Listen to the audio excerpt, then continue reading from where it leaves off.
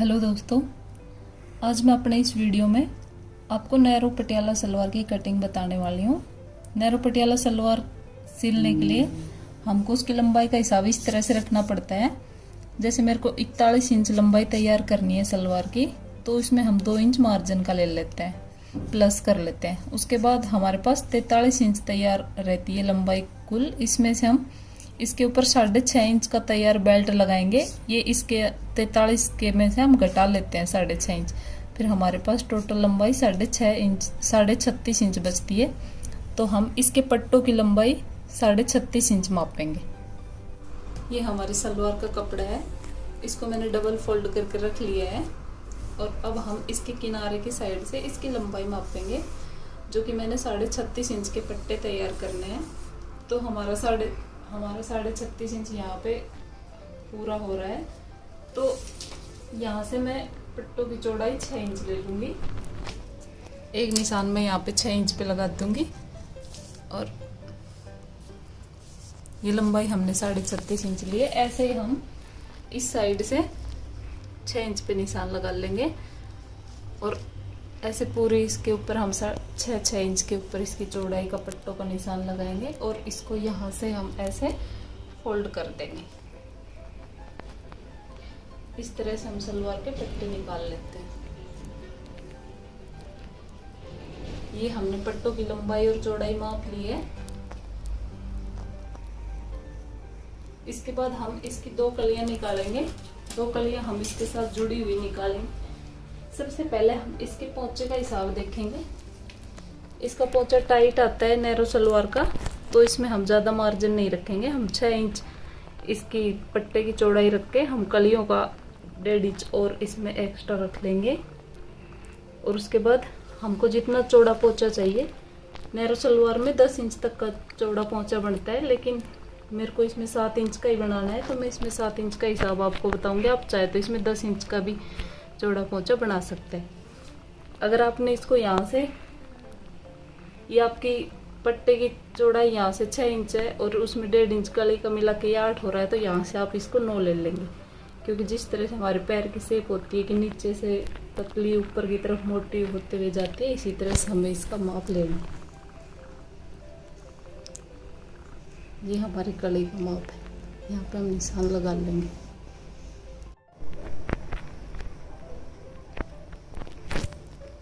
ये मैं एक बार आपको फिर से बताती हूँ। अगर ये हमने यहाँ से 6 लिया है, तो यहाँ पे हम 1 इंच बढ़ा के 7 पे निशान लगा देंगे। और इस निशान को हम इस निशान से मिलाएंगे। ये हमारे फिटिंग का निशान होगा और ये 1.5 इंच हमारा कली का मार्जिन का निशान होगा। और कभी भी यहाँ से हमको कली को ऐसे नहीं मोड़ना है, हमको यहाँ से ऐसे गोलाई में कली को मोड़ के लेके जाना है, ताकि हमारा पोंचा अच्छे से बैठे। यहाँ से हमको हमेशा अच्छी गोलाई देनी है।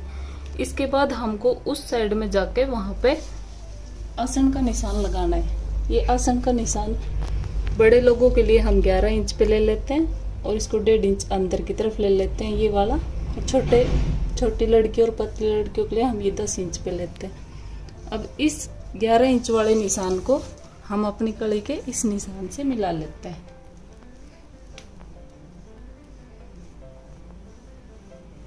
इस तरह से ये हमारी 2 कलियां कट जाती है इसके साथ, और ये हमारा पट्टा इसके साथ कटिंग हो जाता है।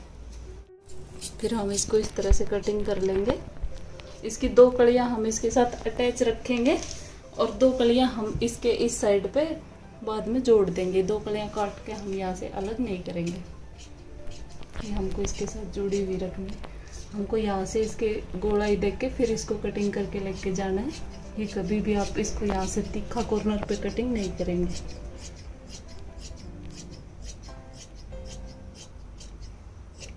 इस तरह से हमारी इतनी सलवार कटिंग हो गई। अब आगे की 2 कलियां हम इस कपड़े पर रख के कटिंग करेंगे। मैंने दूसरी इसकी 2 कलियां हमने इसके साथ अटैच कटिंग कर ली थी, और 2 कलियां और कटिंग करने के लिए इसका जो एक साइड कपड़ा बच गया था, उसके ऊपर मैंने ये पट्टों का जो ये कपड़ा था, इसको बाहर निकाल कर उसको एक बराबर माप के उस कपड़े के ऊपर रख लिया है। फिर से हम यहीं से निशान लगाना शुरू करेंगे। ये देखो हमारे पट्टों का कपड़ा बाहर है, और इनसे जो ये कलियों के कुंदे होते हैं, इनसे हमने इनको लगाना शुरू किया है। तो हम ऐसे बिल्कुल बराबर निशान लगाते हुए जाएंगे वापस यहीं पे हमारा आसन, यहाँ पे आके हमारा आसन पूरा हो रहा है। और यहाँ से ऐसे निशान लगा के, और ये इसके ऊपर का जो प्लेट डालते हैं वो वाला हिस्सा है, घेरा है इसका।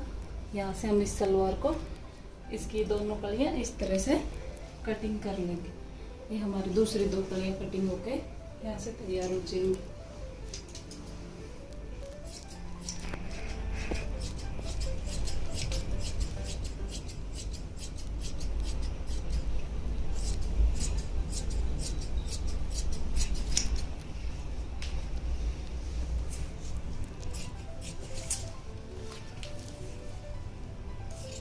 पर कलियों में ये ध्यान जरूर रखना है कि इसको यहाँ से हमको गोलाई देके हुए फिर इस कलियों को कटिंग करनी है। ये कलियाँ कटने के बाद इस तरह से दिखाई देनी चाहिए, जो ये दिख रही है। आपको खुद ही पता चल जाएगा कि नैरो सलवार की कलियों की कटिंग है ये। इस तरह से हमारी सलवार कटिंग हो गया। हम इसका बेल्ट तैयार करेंगे। बेल्ट कैसे कटिंग होता है। अब हमने सलवार की कलियां और पट्टे कटिंग कर लिए हैं। अब हम उसका बेल्ट तैयार करते हैं। तो ये मैंने डबल फोल्ड कपड़ा ले लिया है। हमको 6.5 इंच बेल्ट की लंबाई, मतलब चौड़ाई उसकी हमको तैयार करनी है 6.5। तो हम 8.5 लेंगे उसकी चौड़ाई, क्योंकि ऊपर से जो हम उसको इलास्टिक डालने के लिए मोड़ देते हैं वो हिस्सा भी हमको इसमें मार्जिन के लिए लेना रहता है। तो मैंने 8.5 इंच इसकी चौड़ाई, और इसकी लंबाई हमको 45 इंच तैयार करनी है। तो ये मैंने यहाँ से 43.5 ये पूरा तैयार हो रहा है। तो हम इसको पूरा ही ले लेते हैं। बाद में सिलाई में जाके ये हमारे पास 45 इंच तैयार बच जाएगा। जैसे आपको जितनी भी इसकी चौड़ाई चाहिए, जैसे 42 चाहिए तो आप 43 रख लेंगे। 1 इंच या 1.5 2 इंच तक हम इसमें मार्जिन का एक्स्ट्रा रखते हैं। तो हम इस 8.5 वाले निशान को इस 8.5 वाले निशान से मिला देंगे, और इस तरह से ये हमारा बेल्ट कटिंग होके तैयार हो जाता है। बाकी का काम इसको मैं आपको सिलाई करके बताऊंगी। ये हमने सलवार इतनी सिल के तैयार कर लिया है। ये बेल्ट बनाना, ये प्लेट डालना और ये इसकी कलियों को कैसे जोड़ते हैं, ये मैं पहले अपने एक वीडियो में सब पूरा बता चुकी हूँ। बाकी सलवारों की जैसे ये सलवार सेम सिलती है, बेल्ट और इसकी कलियां वगैरह और ये प्लेट्स वगैरह सब सेम सिलते हैं। बस इसके पोंचे अलग होते हैं। नैरो सलवार के पोंचे सिलना मैं आपको बता देती हूँ कैसे सिलते हैं। उसके लिए हमको ये थर्माकोल की सीट की ज़रूरत होती है। इसमें हम बुकरम नहीं लगाते कभी भी। थर्माकोल की सीट बाजार से मिल जाती है, ये लगानी होती है। इसमें हमको पोंचे की चौड़ाई 7 इंच रखनी थी। तो मैंने ये 7 इंच चौड़ी और पोंचे के हिसाब से माप के इसकी लंबाई कटिंग कर ली है।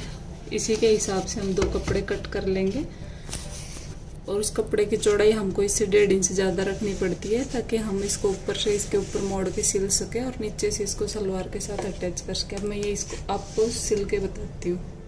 इस सीट को हम कपड़े के ऊपर रख लेंगे, और इसको हम एक साइड से आधा इंच कपड़ा इसके ऊपर पलट के ऐसे एक सिलाई लगा लेंगे।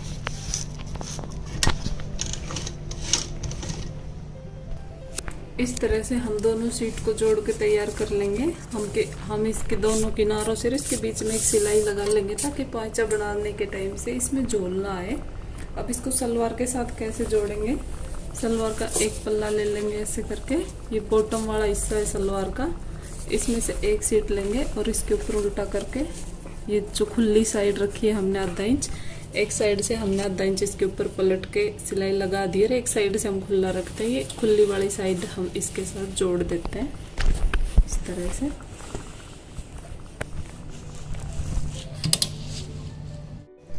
ये मैंने इस थर्माकोल की सीट को अपनी सलवार के साथ जोड़ लिया है।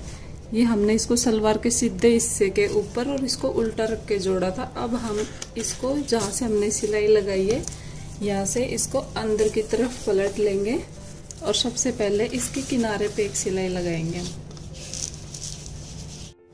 ये मैंने इसके किनारे से 2 सिलाइयाँ लगा दी है, एक पैर के गैप से। अब इसको ऊपर की साइड ये 2 सिलाई लगाने के बाद हम इसको एक बार उल्टा पलट लेंगे, और सबसे पहले हम कपड़े को बराबर करते हुए हम इस बुकरम वाली सीट को किनारे से सिलाई लगा लेंगे। हमें ध्यान रखना होगा कि इसके नीचे कपड़ा इकट्ठा ना हो, बाहर की तरफ से कपड़े में फिनिशिंग दिखाई दे सिलाई करते टाइम, तो उसके लिए आपको कपड़े को बराबर बराबर से सिलते जाओगे और कपड़े को ऐसे इसके नीचे से खींच खींच के ठीक करते जाओगे। ये मैंने 2 इस किनारे से सिलाई डाल दी है और 2 इस किनारे से सिलाई डाल दी है। इसके बाद हम जो जैसा हमको अच्छा लगे वैसा हम इसके अंदर डिजाइन बना के डाल सकते हैं, नहीं तो हम इसमें सीधी सीधी सिलाइयाँ भी रख सकते हैं। पहले मैं ये कंप्लीट कर लेती हूँ बना के, फिर मैं आपको इसमें जिप लगाना बताऊंगी, जिप कैसे लगाते हैं। ये हमने इसके एक साइड के पोंचे में सीधी लाइनें भर ली हैं। अब इसकी एक लाइन में मैं आपको डिजाइन डाल के बताती हूँ कैसे डालते हैं। आप इसमें यहाँ से डिजाइन डालना शुरू करेंगे, ऐसे कपड़े को घुमाते हुए ऐसे लहरिया में डिजाइन बनाएंगे इसमें।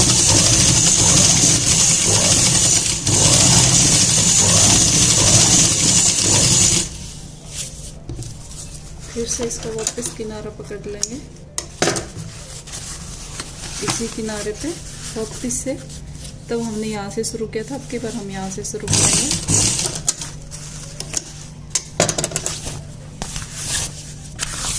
इस सिलाई में हम लंबा लहरिया लेके गए थे, इस सिलाई में हम छोटा छोटा इसमें लहरे बनाएंगे ऐसे करके।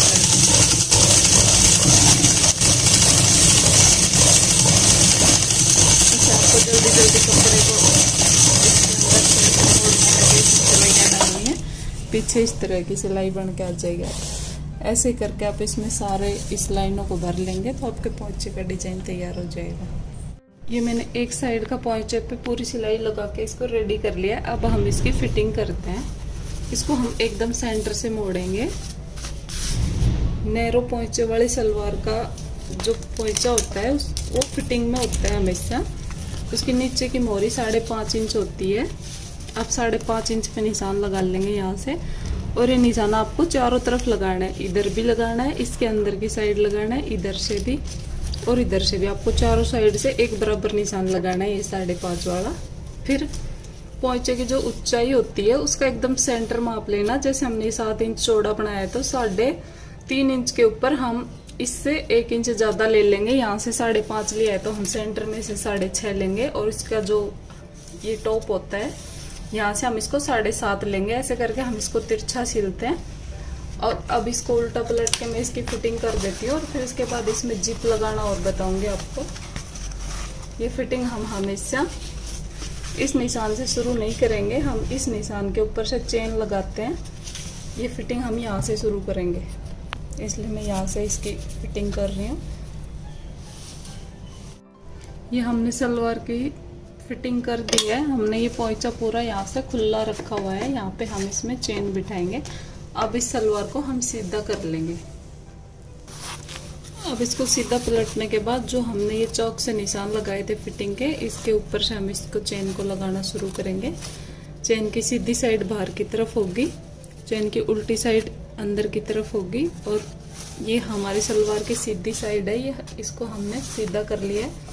यहाँ से हम इसको खोल लेंगे, और जो इसका लॉक है, जो लॉक का ये जो किनारा होता है, इसको हम बिल्कुल इसके किनारे पे रखेंगे, और यहाँ से हम इसमें सिलाई लगाना शुरू करेंगे।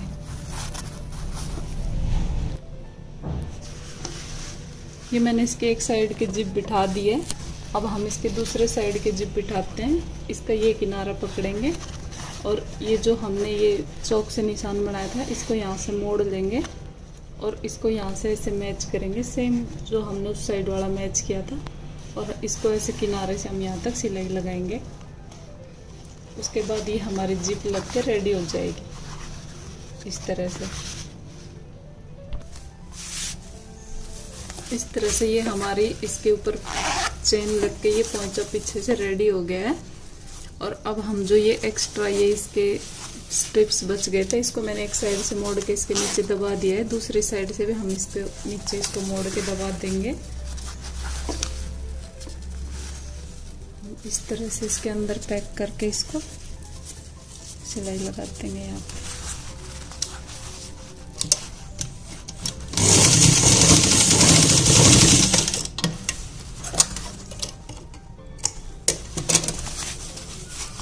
हमारे पोंचे में जिप लग के रेडी हो गई है। इसको आप चाहे तो और भी ज़्यादा फिटिंग का सिल के तैयार कर सकते हो, लेकिन मुझे इसमें इतनी फिटिंग चाहिए थी, इसलिए मैंने इसको ऐसे तैयार किया। इस तरह से हमारी नैरो पोंचे वाली सलवार बन के रेडी हो जाती है।